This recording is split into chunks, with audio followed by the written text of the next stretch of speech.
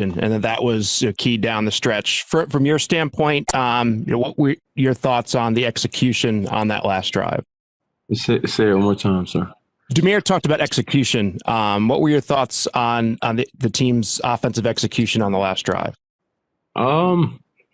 Yeah, it was okay. We was moving the ball, so it wasn't like it was a lack of execution. It just has to be just a little bit more execution on the gotta-have-it situations and situational football.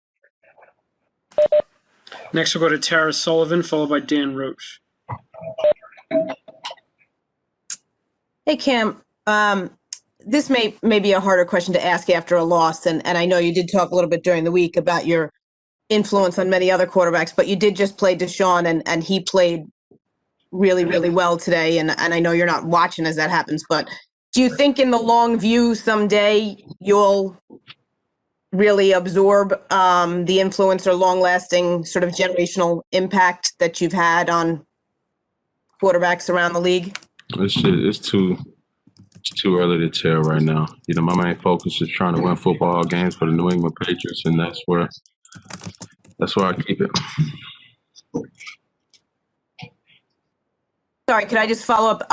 Just if you could just walk through that the final play, the 4th and 4, just kind of how it unfolded from your point of view and what happened on it.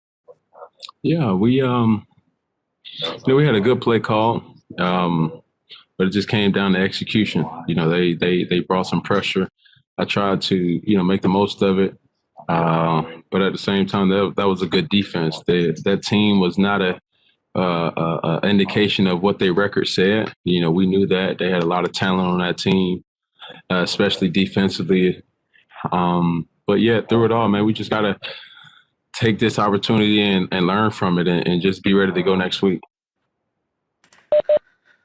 Next up, Dan Roach, followed by Levin Reed. Cam, how difficult was it to lose Rex Burkhead? It's extremely, devastating, knowing that how great of a teammate he is, knowing how great of a leader he is, knowing how great, what he brings to this team. But he's a warrior, and I know he'll be back, stronger, and his influence will be missed. Frustrating was it to just not come out of here with a W? You talked about it being all about winning. You guys seemed like you got back there in the second half and just couldn't get that final points to tie things up and take it from there. Yeah. Well, I mean, that's the only reason why you do play is to win. So, for us, we just got to play better offensively, myself included.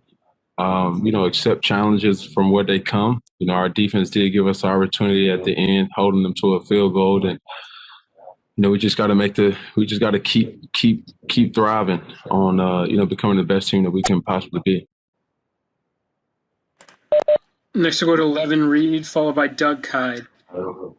Kim, what happened in the second half that allowed you and Demir Bird to have such a connection and hit on big plays? Demir was just, doing exactly what he's been doing all year, pretty much in practice and all. For it to show up in the game, it's just what, Coach always talks about.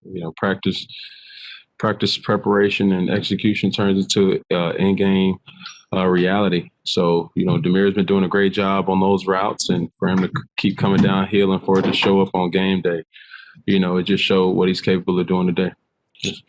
Is it as simple as doing better on first and second down so you don't end up in the third and longs that you ended up today?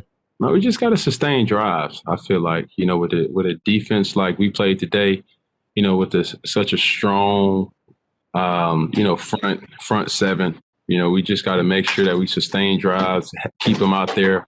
They don't typically give up big plays. We knew that coming into this game. Have to find ways to, string together plays, run the football, keep them off balance with the pass, and we're able to do that some, and sometimes we just got one dimensional. But yeah, through it all, like I said, we had our opportunities. Coach believed in us, and he leaned more so on the passing game today, and we just got to find ways to win. Next up, Doug Kyde, followed by Jimmy Golan. Sorry, I came in a question or two late on this, but J.J. Watt had 4 batted passes in the game. Was there anything specific that was leading to those passes batted at the line of scrimmage? He's J.J. Watt. What do you expect?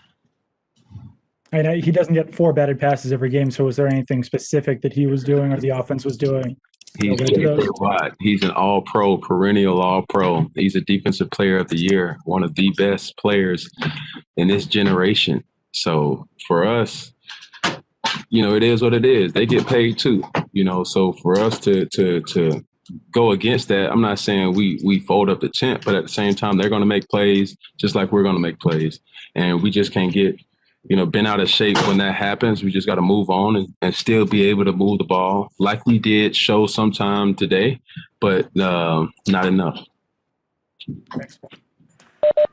And looks like final question will go to Jimmy Golan. Actually, that was the question. You can go ahead and give it to someone else. Go to Phil Perry. Hey, Cam, sorry, I came in a couple questions late, but there were a couple of moments in this game, particularly on that 4th down at the end, where Houston was able to get some free rushers into the backfield on you guys. Was there anything consistent in those moments that was happening on your offense's end that led to those moments? We just have to go back and watch the film, learn from it, be better from it, and we'll put back in that situation again. We'll execute better. It brought some pressure off the left side there on that one, Cam, and Isaiah had just come out of the game. Did that have anything to do with any communication on that side of the line there? I wouldn't say that. They brought that pressure multiple times today. We knew that they were a repeat type of defense, and if it hurt us one time, which it did, they'll come back to it. And surely they did. So for us, it's just a matter of